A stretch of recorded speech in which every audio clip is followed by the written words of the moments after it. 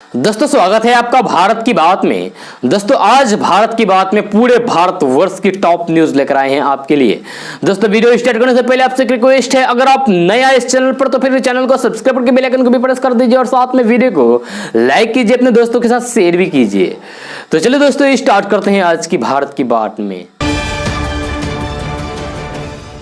दोस्तों प्रधानमंत्री नरेंद्र मोदी ने कल राजधानी दिल्ली में एम्स अस्पताल में कोरोना वैक्सीन की पहली डोज लगवाई है। जी हां, प्रधानमंत्री नरेंद्र मोदी सुबह करीब 7 बजे एम्स पहुंचे और वहां कोरोना वैक्सीन की पहली डोज लगवाई। आपको बता दें कि देश भर में कोरोना टीकाकरण का तीसरा चरण कल से शुरू हो गया है। इस चरण में 60 साल से ज्यादा उम्र के लोगों और किसी भी बीमारी से पीड़ित 45 साल से ज्यादा उम्र के लोगों को वैक्सीन लगवानी शुरू हो गई है।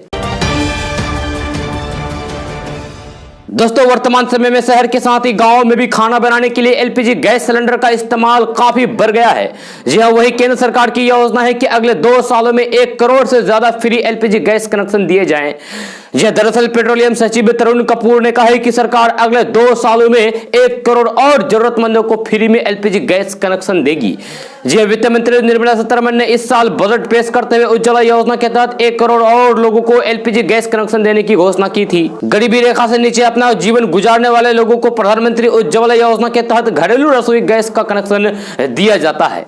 जी हां, अब तक बड़ी संख्या में महिलाएं इस योजना से लाभान्वित हुई है। सरकार उज्ज्वला योजना के तहत गरीबी रेखा से नीचे अपना जीवन यापन करने वाले हर परिवार को 1600 रुपए की आर्थिक सहायता प्रदान करती है। दोस्तों जहां एक तरफ दुनिया कोरोना महामारी से बाहर निकलने के लिए अपना रास्ता तैयार कर रही है, तेजी से वैक्सीन बनाने पर काम चल रहा है, वहीं दूसरी तरफ कई देशों में सरकार और अर्थव्यवस्थाओं के लिए एक और चुनौती सामने आ गई है। यह चुनौती है महंगाई की, भुखमरी की। कोरोना महामारी से काफी हद तक राहत है, लेकिन अब जो नई मुसीबत सामने आ रही है वह महंगाई की है। दुनिया के कई देशों में इस समय जरूरत के सामानों के दाम आसमान पर है। आम लोग परेशान है, और हो भी क्यों ना, क्योंकि कोरोना में लाखों करोड़ों को नौकरी से हाथ धोना पड़ा है। ऐसे में बढ़ती महंगाई में जीवन यापन काफी चुनौती भरा है। जहां ब्लूमबर्ग की एक रिपोर्ट के मुताबिक वैश्विक खाद्य पदार्थों की कीमतों में 6 साल में सबसे अधिक है। चीन से मांग बढ़ने, कमजोर सप्लाई चेन और फिर प्रतिकूल मौसम के कारण सोयाबीन से लेकर पाम ऑयल तक हर चीज की लागत में भारी उछाल आया है। कुछ बैंकों ने तो चेतावनी दिया है कि दुनिया एक कमोडिटी सुपर साइकिल में बदल रही है। यह रोजमर्रा की बढ़ती कीमतों ने ग्राहकों को डायरेक्ट प्रभावित किया है। आपको बता दें कि यह प्रभाव अमीर और गरीब दोनों देशों पर पड़ा है। जी अमीर पश्चिमी देशों के लिए महंगाई सिर्फ उत्पाद ब्रांड को बदलने का मामला हो सकता है, लेकिन सबसे गरीब राष्ट्रों में इसका मतलब बच्चों को स्कूल भेजने या फिर पैसे कमाने के बीच का अंतर हो सकता है। फिर भी इसके सबसे बड़े माध्यम आय वाले देशों में, जहां प्रभाव दुनिया के लिए सबसे अधिक प्रभावित हो सकते हैं। दोस्तों कोरोना संक्रमण के बढ़ते मामलों को देखते हुए एक बार फिर सख्त पाबंदियों का दौर शुरू हो गया है। जी तमिलनाडु सरकार ने 31 मार्च तक के लिए लॉकडाउन लगा दिया है। यही नहीं, कोरोना से जुड़े अन्य प्रोटोकॉल के उल्लंघन पर कड़ी कार्रवाई के निर्देश जारी किए हैं। वहीं महाराष्ट्र में संक्रमण बड़ी तेजी से बढ़ रहा है। एक दिन में 8623 नए मामले सामने आए हैं, जिसके चलते राज्य में पाबंदियों का सिलसिला जारी है। दोस्तों पेट्रोल डीजल की आसमान छूती कीमतों से पूरा देश परेशान है। जी इन बड़ी कीमतों का सीधा असर अब किराना, सब्जी और फल की कीमत पर पड़ने लगा है। जी ऐसे में आम आदमी को महंगाई की मार हर तरफ से झेलनी पड़ रही है। लोगों की आमदनी बढ़ी नहीं, लेकिन खर्चों में रोजाना इजाफा हो रहा है। जी पेट्रोल डीजल महंगा होने के पीछे सबसे बड़ा कारण केंद्र और राज्य सरकारों का टैक्स का होना माना जा रहा है। इस बीच एक बुजुर्ग का वीडियो सोशल मीडिया पर जमकर वायरल हो रहा है। वीडियो में आप देख सकते हैं कि ये बुजुर्ग पेट्रोल के दाम बढ़ने की खुशी में लोगों को मिठाई खिला रहे हैं। यह दरअसल ये वीडियो बिहार के दरभंगा शहर का है, जहां एक बुजुर्ग रास्ते पर जा रहे लोगों को रोक रोक कर उन्हें मिठाई दे रहे हैं। जहां ये बुजुर्ग शख्स बार बार कह रहे हैं कि मोदी जी ने इतिहास रच दिया है, आप लोग खुशी मनाइए और मिठाई खाइए, क्योंकि पेट्रोल के दाम 100 रुपए से अधिक हो गया है। जी वे इस दौरान वहां आने जाने वाले सभी गाड़ियों को रोकते हुए लोगों को मिठाई देते हैं। स्कूल बच्चों की वैन से लेकर ट्रक में सामान ले जा रहे वर्कर सभी को यह बुजुर्ग मिठाई बांटते दिखाई दे रहे हैं और कह रहे हैं कि खुशी मनाइए, क्योंकि मोदी सरकार ने वो कर दिखाया जो आज 70 साल तक नहीं किया है, क्योंकि पेट्रोल 100 रुपए हो गए हैं। पेट्रोल पेट्रोल पेट्रोल सर 100 का पार हुआ है पेट्रोल। गैस हुआ है ना, इतना बड़ा काम किए हैं मोदी साहब। सिलेंडर खाइए और 100 के पार हुआ ये पेट्रोल के दाम इसकी खुशी में मिठाई खाइए। मोदी जी ने रचा इतिहास। लो बच्चा लो ड्राइवर साहब, ओ ड्राइवर साहब, लो बच्चा, मोदी जी ने इतिहास रच दिया है। पेट्रोल 100 के पार हो गया, इस खुशी में मिठाई खाओ। मोदी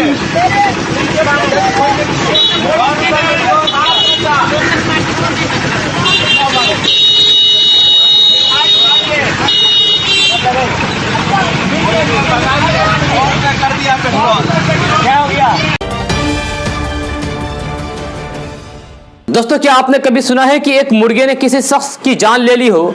जी हाँ, और अगर वह शख्स कोई दूसरा नहीं बल्कि मुर्गे का ही मालिक हो तो यह सुनने में काफी अजीब है, लेकिन सच्चाई तो यही है कि ऐसी घटना हुई है। जी हाँ, तेलंगाना के जगतियाल में एक मुर्गे ने अपने मालिक को मार दी है। बताया जा रहा है कि इस घटना के बाद पुलिस ने उस मुर्गे को पकड़ लिया है। दरअसल मुर्गे की अवैध लड़ाई के खेल के लिए यहाँ मुर्गे के पंजों पर चाकू बांध दिया गया था और जब मुर्गे ने भागने की कोशिश की तो उसके पंजों में बांधा चाकू 45 वर्षीय थानुगुल्ला सतीश को लग गया। जी, चाकू काफी जोर से लगा। इसके बाद थानुगुल्ला सतीश को अस्पताल ले जाया गया, लेकिन ज्यादा खून बह जाने की वजह से उसकी जान चली गई। जी हां, आपको बता दें कि यह घटना 22 फरवरी को लथनूर गांव में हुई थी। जी हां, थानुगुल्ला सतीश अपने मुर्गे को अवैध कॉक फाइट के लिए तैयार कर रहा था, इसलिए उनसे अपने मुर्गे के पैर में चाकू बांधा था, लेकिन गलती से मुर्गे के पैर में बांधा चाकू उसके मालिक को ही जाकर लग गया और उसकी जान चली गई। फिलहाल पुलिस ने मुर्गे को गोपालपल्ली पुलिस स्टेशन में रखा हुआ है और उसकी देखरेख की जा रही है। कुछ मीडिया रिपोर्ट के अनुसार मुर्गे को कोर्ट में भी पेश किया जाएगा। दोस्तों, निजी और व्यावसायिक वाहनों के लिए आरसी बीमा, फिटनेस, परिसर जैसे जरूरी दस्तावेजों की सूची में जल्द ही फास्टैग शामिल होने जा रहा है। पुराने वाहनों का दस्तावेजों का नवीनीकरण बगैर फास्टैग के नहीं हो सकेगा। यह योजना आगामी 1 अप्रैल से लागू होने की संभावना है। सरकार ने नए वाहनों के लिए इसे पहले ही अनिवार्य कर दिया है। 15 फरवरी से देश भर के सभी 770 टोल प्लाजा पर बिना फास्टैग वाहनों से दोगुने टैक्स की वसूली शुरू हो गई है। इस व्यवस्था में 2 पहिया वाहनों को छूट है। सड़क परिवहन और राजमार्ग मंत्रालय के अधिकारियों ने बताया कि देश भर में 770 से अधिक toll plaza electronic toll connection system यानी कि ईटीसी तकनीक से लैस कर दिए गए हैं। दोस्तों, स्वास्थ्य मंत्री डॉक्टर हर्षवर्धन ने कहा है कि भारत दुनिया के सामने कोरोना वैक्सीन विनिर्माण केंद्र के रूप में सामने आ रहा है। जहां ग्लोबल इंडियन फिजिशियन कांग्रेस को संबोधित करते हुए डॉक्टर हर्षवर्धन ने यह बात कही है।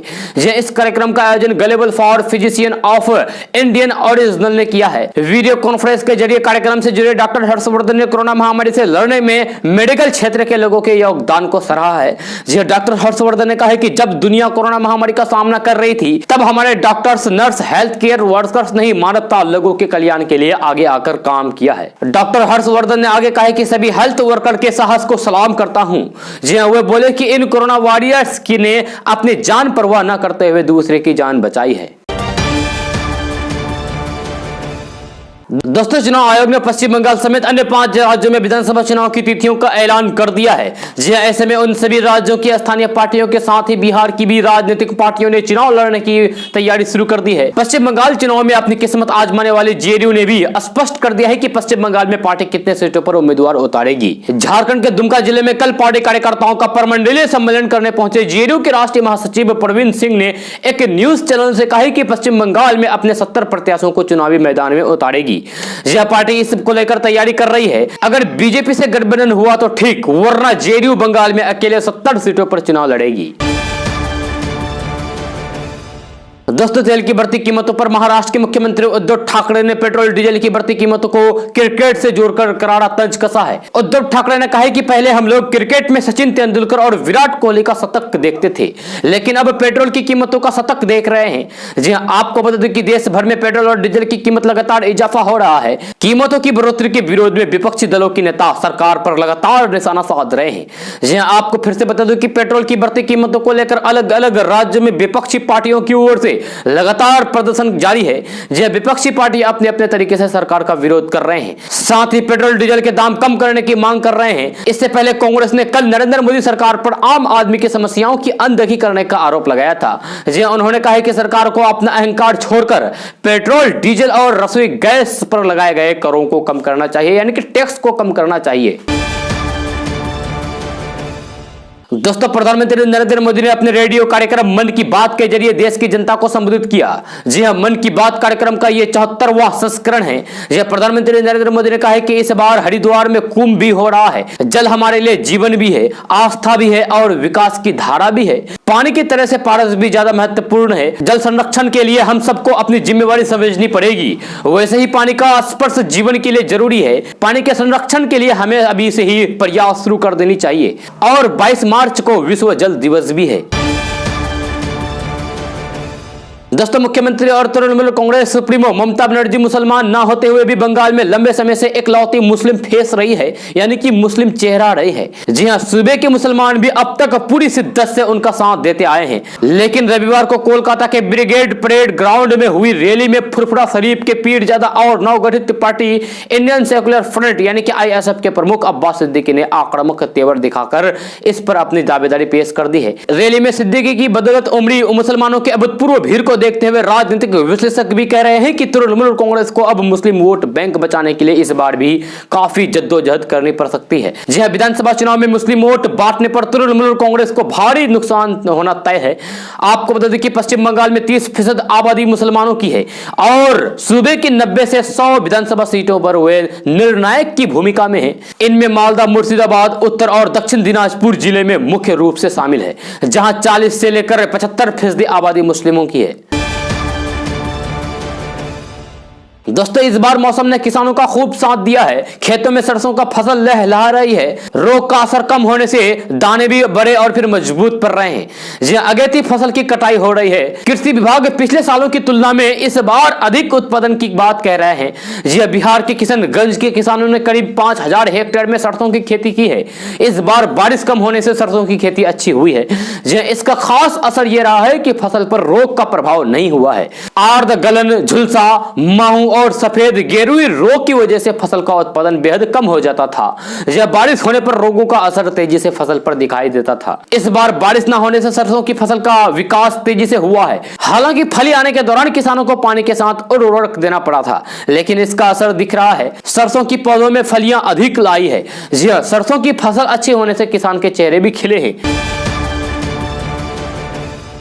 दोस्तों, अगले 4 दशकों में बिहार और उत्तर प्रदेश में गर्मियों में हीट वेव बढ़ने की आशंका है। जी हां, ग्लोबल वार्मिंग के बढ़ते खतरे को देखते हुए CUSB के पर्यावरण विज्ञान के प्रोफेसर डॉक्टर प्रधान पार्थी सारथी ने अपने ताजा रिसर्च में यह दावा किया है। जी हां, प्रोफेसर सारथी बिहार सरकार के जलवायु परिवर्तन और बिहार राज्य कार्य योजना के संचालक समिति के सदस्य भी हैं। उन्होंने साल 1951 से लेकर साल 2010 तक की अवधि में भारत की सतह के तापमान का अध्ययन करके कहा है कि बीते दशकों में गर्मियों में अधिकतम और फिर न्यूनतम तापमान में आश्चर्यजनक बढ़ोतरी हुई है।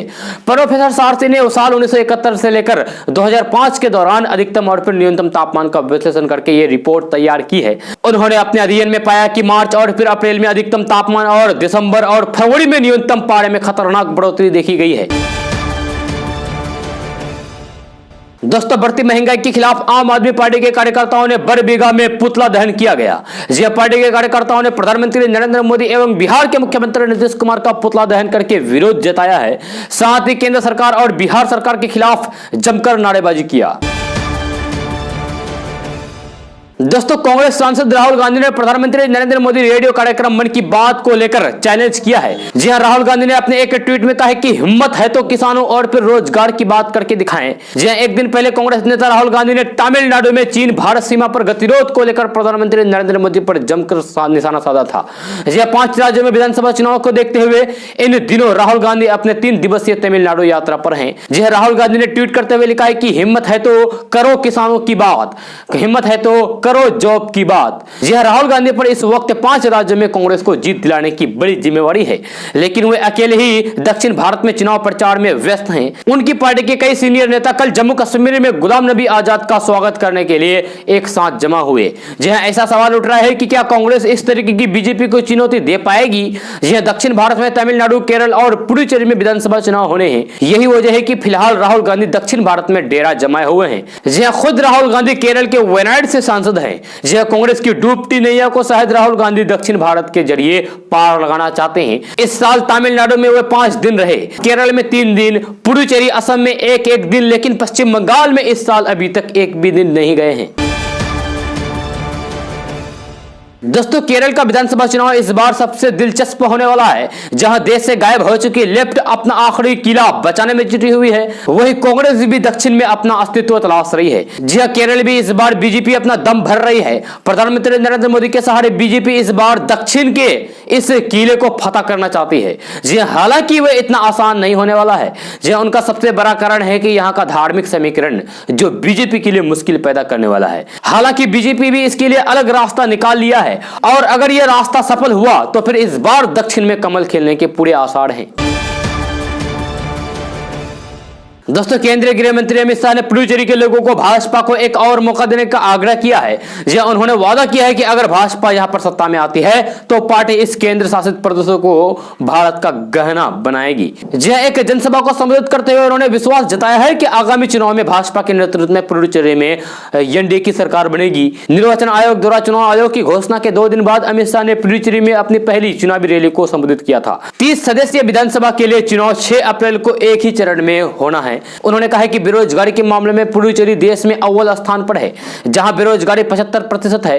उन्होंने वादा किया है कि अगर भाजपा सत्ता में आई तो फिर वह बेरोजगारी की दर को 40% से नीचे ले आएगी। उन्होंने कहा कि प्रधानमंत्री नरेंद्र मोदी ने पुडुचेरी को बेस्ट बनाने का नारा दिया है, जिनका पर्याय व्यापार, शिक्षा, अत्याधुनिक और फिर पर्यटन हब से है।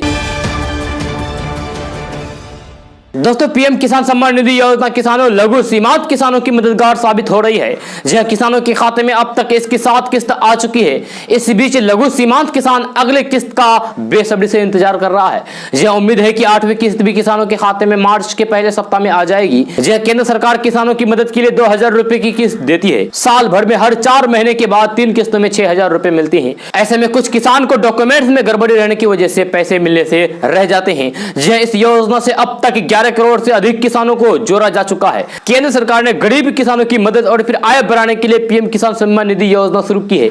इस बीच कुछ आयकर किसानों ने सिस्टम की आंखों में धूल झोंककर योजना का लाभ लिया है। सरकार ने गड़बड़ी को देखते हुए कई राज्यों किसानों को पैसे रोक दिया। अयोग्य किसानों ने सरकार के राजस्व को करोड़ों रुपए का नुकसान भी पहुंचाया है।